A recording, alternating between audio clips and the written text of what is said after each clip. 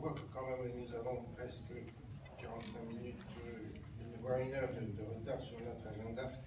Et donc je vais essayer de ramasser mon intervention pour que nous puissions rester quand même dans les temps impartis.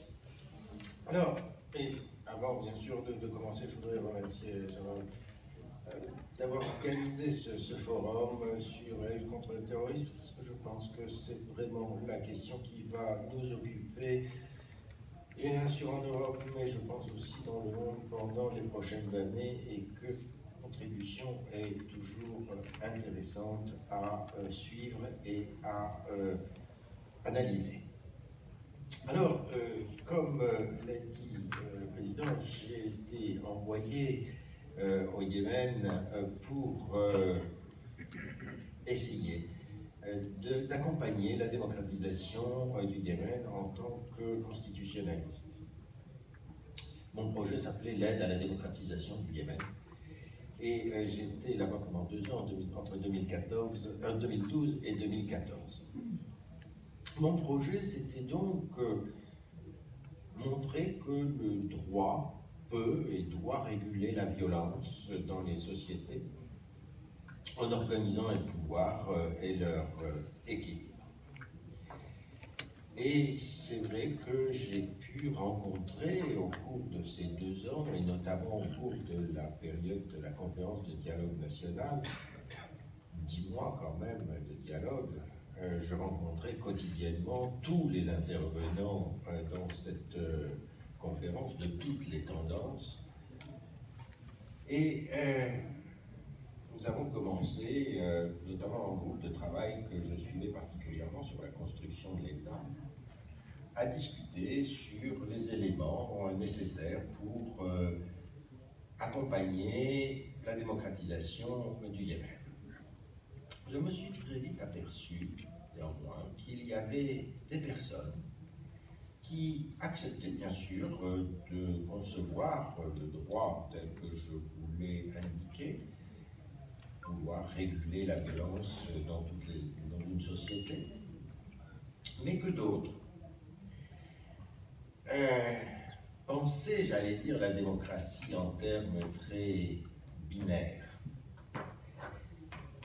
Il y a ce qui est permis dans la démocratie et il y a ce qui est interdit dans la démocratie. Alors, ça me posait quand même une question, en quelque sorte, parce que, évidemment, il faut savoir réguler, il faut savoir équilibrer les pouvoirs, il faut savoir empêcher que certaines choses puissent se passer. Et j'avais l'impression d'avoir en face de moi des gens, si vous me permettez cette expression, parce qu'on a discuté d'ailleurs à un moment avec M. Bouvetra, qu'il y avait finalement une distinction qu'on retrouve dans l'islam du halal et du haram. Il y avait la démocratie halal, il y avait la démocratie haram, et évidemment,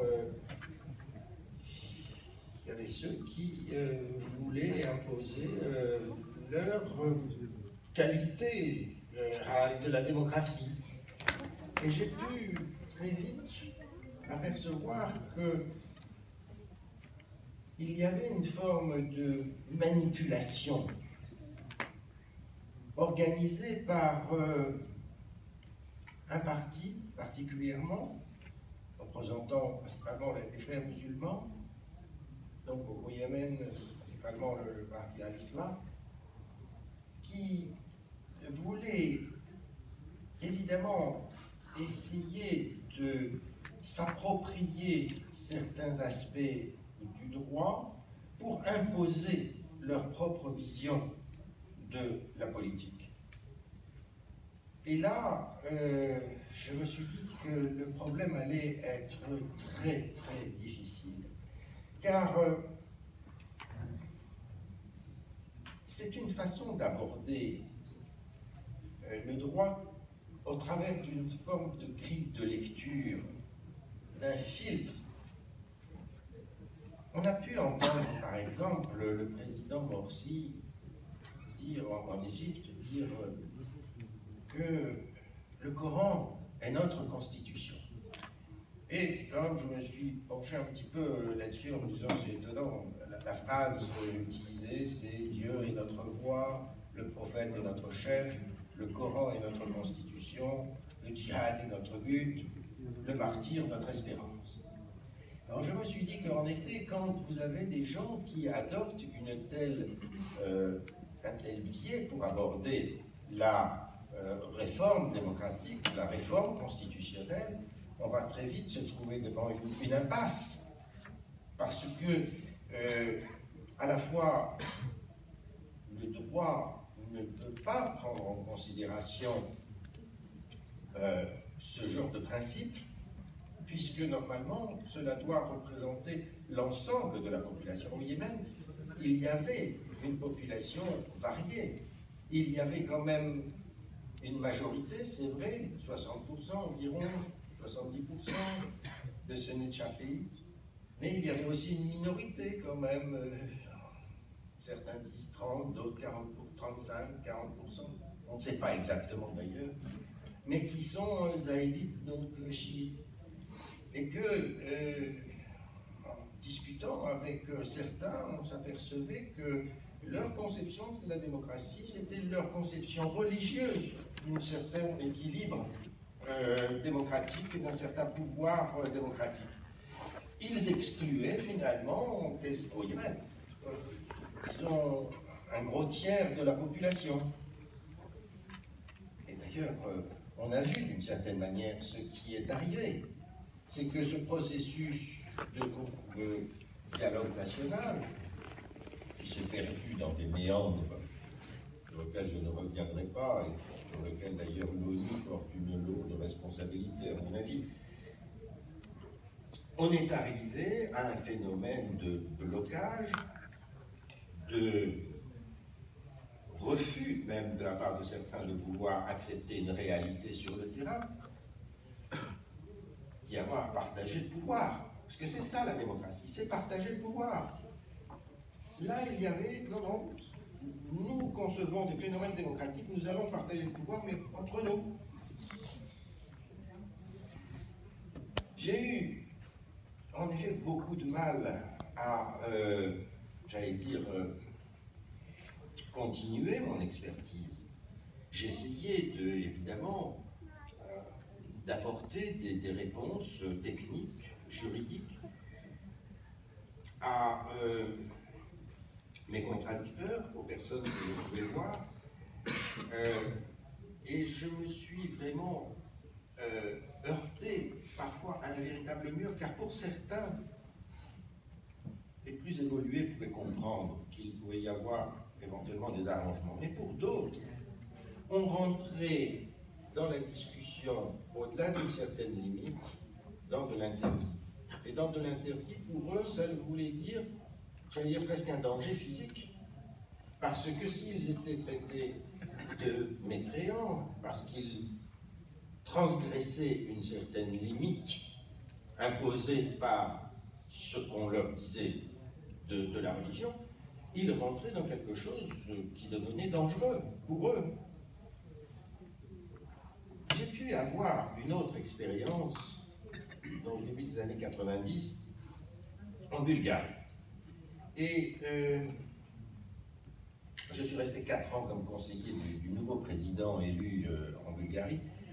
Et j'ai trouvé une similitude, finalement. C'est que en Bulgarie, après 50 ans environ de communisme, il y avait des gens qui continuaient toujours à raisonner dans les termes, j'allais dire, de l'état de droit soviétique.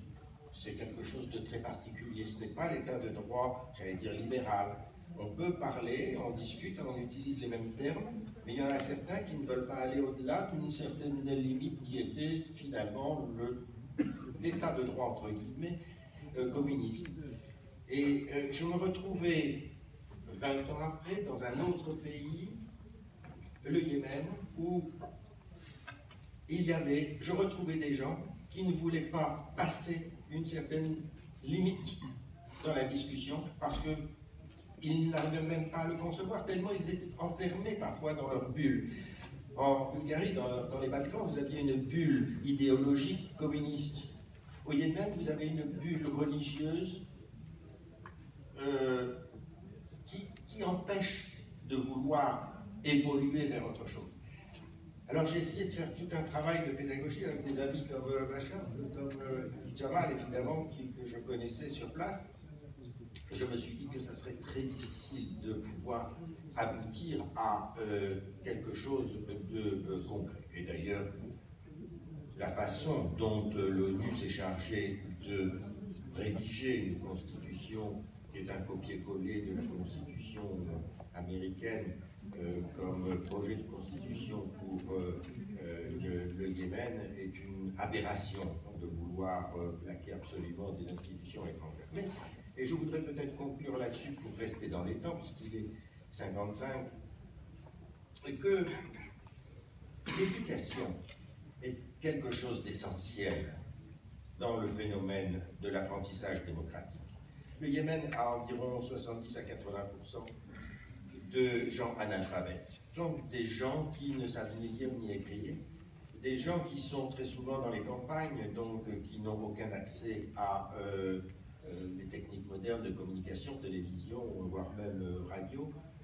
Et donc ce sont des gens qui sont, j'allais dire, soumis à un seul son de cloche, à une seule type d'information, l'information délivrée par soit le représentant du parti majoritaire dans cette région, soit l'imam qui fait son prêche et qui peut avoir évidemment des intérêts politiques parce qu'il faut bien sûr que lui aussi qu'il vive.